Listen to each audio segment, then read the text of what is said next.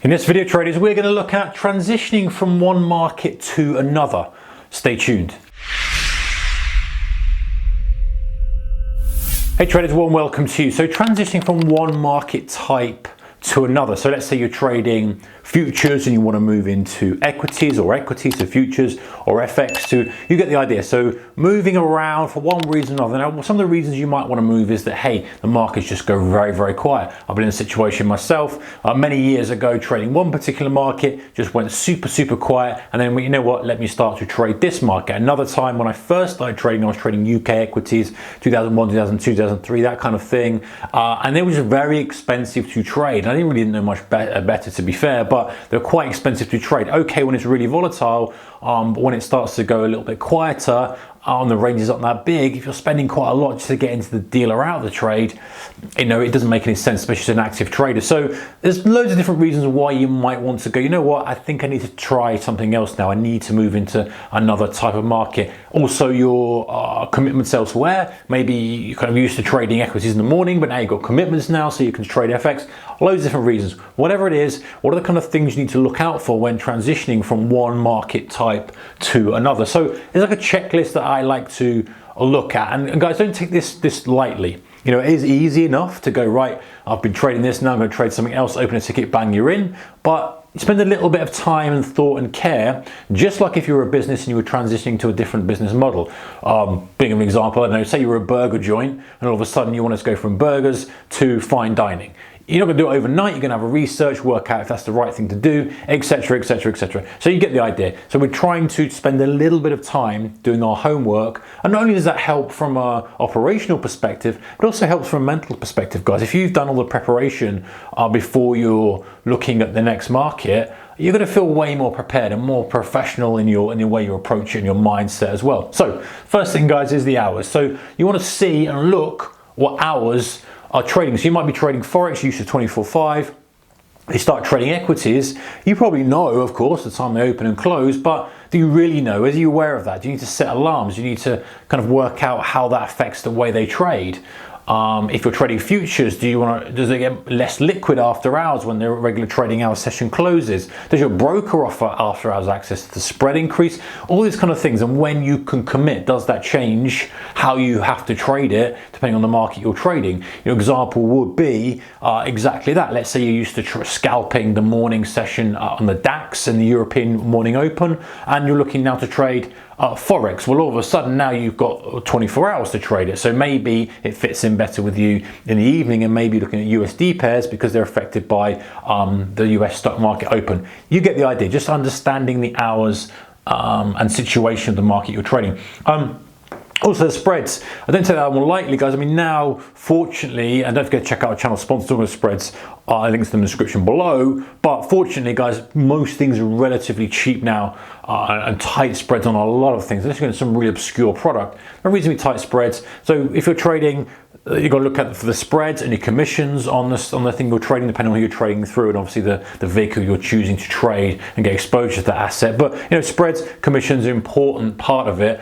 You know, some things are just too wide for certain setups.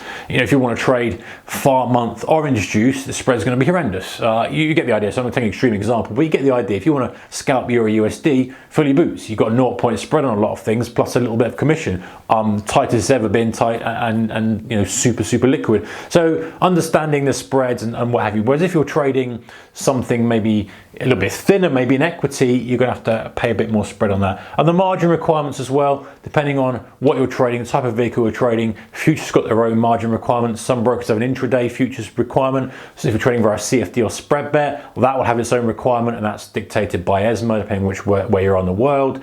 You get the idea. Different products require different margin, different money you've got to put up, and the quirks of the market you're trading. So, you know, things like if you're trading a futures contract, understanding that will roll. and wrong means that the money and liquidity will move from one month to the next month. So does that affect how you trade it? Well, yes, you've got to know when it's rolling over, when's the rollover, when's the expiry, and little quirks like that you wouldn't care about if you were trading a SPY ETF, for example, or if you were trading Tesla, or if you're trading a currency pair. It's just irrelevant. So things like that, and also things like triple witching, quadruple witching, how does that affect crude oil inventories, for example, coming out and affecting the price of crude oil? You get the idea. Little quirks that really impact only that market. Then we look at the range. So the reason you might be moving over to a different market is the ranges are much bigger.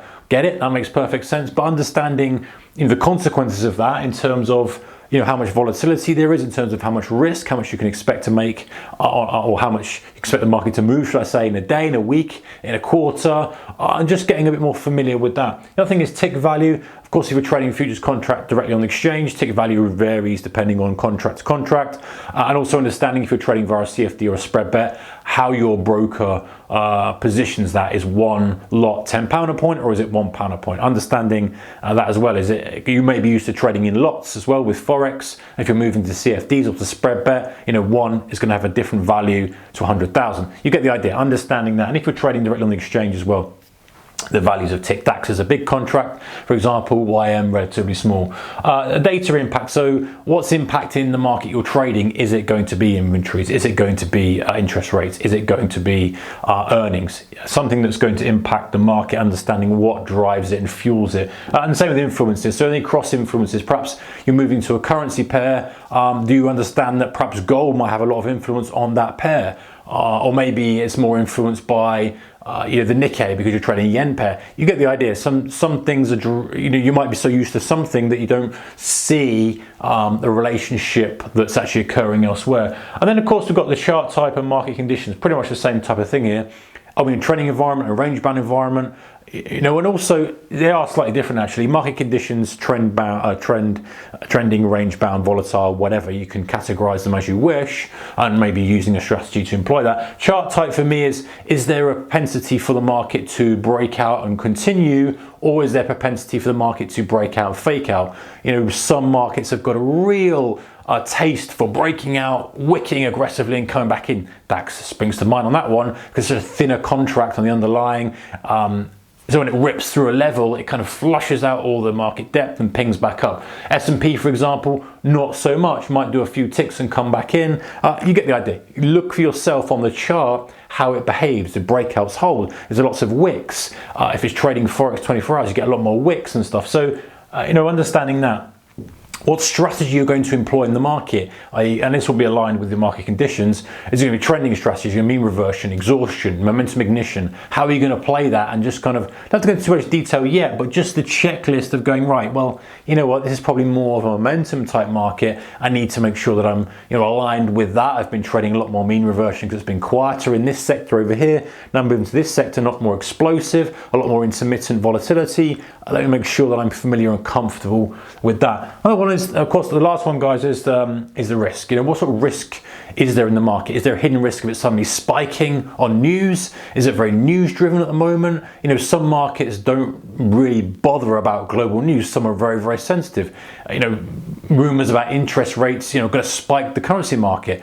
Equity market might still move, but it'll be a little bit more dampened depending on what the rumor is. You get the idea. So, understanding where the risk is in the market and understanding as well how it might affect your trades. If you're trading equities, at the end of the closing bell, that's it, you can't trade anymore. So you've got that overnight risk that you might not want to have, or you might want that. You might want the fact that there is a gap and you want to trade the gap, rather than it being 24-hour and pushing and pushing and pushing. So you're understanding where the risk in the trade is and also understanding what influences the market, a bit similar to back here. And of course, market conditions, we've covered that one. So that's transitioning from one market to another. I think it's a good idea. If you get to a point where you're stagnating, it's not getting what you want out of a market, move to where the opportunities are. But running through that checklist and not diving in, I think is super important. All right, guys, don't forget to check out our channel sponsors. As I say, link to them in the description below. I'll see you next one. Take care. Bye-bye.